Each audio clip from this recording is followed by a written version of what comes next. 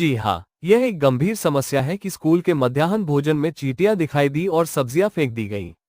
यह मध्याह्न भोजन योजना के नियमों का उल्लंघन है, जिसका उद्देश्य बच्चों को पौष्टिक भोजन उपलब्ध कराना है।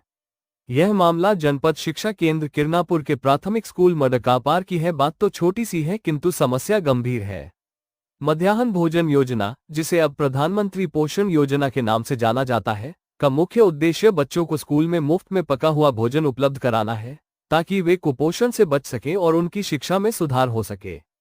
इस योजना के तहत बच्चों को गुणवत्तापूर्ण भोजन मिलना चाहिए और भोजन में किसी भी तरह की अशुद्धता या कीड़े मकोड़े नहीं होने चाहिए।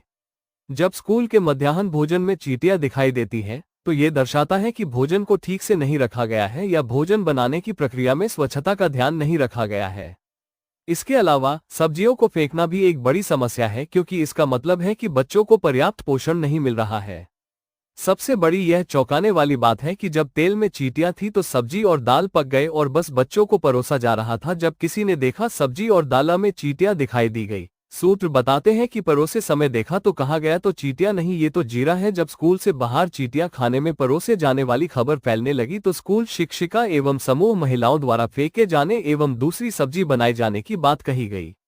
अब सवाल ये है कि आखिर कैसे चींटियां परोसे समय ही दिखाई दी? तो क्या बर्तन पर तेल डालते वक्त तो देखा जाता है कि कितना चम्मच डाला जाए, या फिर यूं कहा जाए कि इस स्कूल में भोजन बनाने में राशि ज्यादा आती हो जो तेल गंजे में डालते वक्त नापा एवं देखा नहीं जाता है।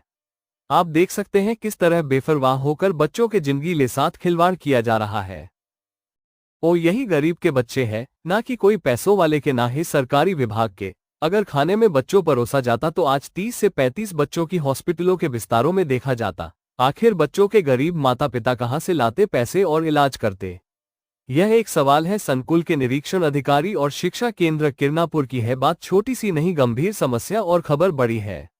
यह मामला स्थानीय अधिकारियों और शिक्षा विभाग के संज्ञान में लेना चाहिए। इसके साथ ही स्कूल के कर्मचारियों को भोजन की गुणवत्ता और स्वच्छता क्या को नाम है बेटा लेकर कड़ी आपका? कार्यवाही की जाए, ताकि भविष्य में शनिवार को आप ऐसी स्कूल आए घटनाएं थे? न हो।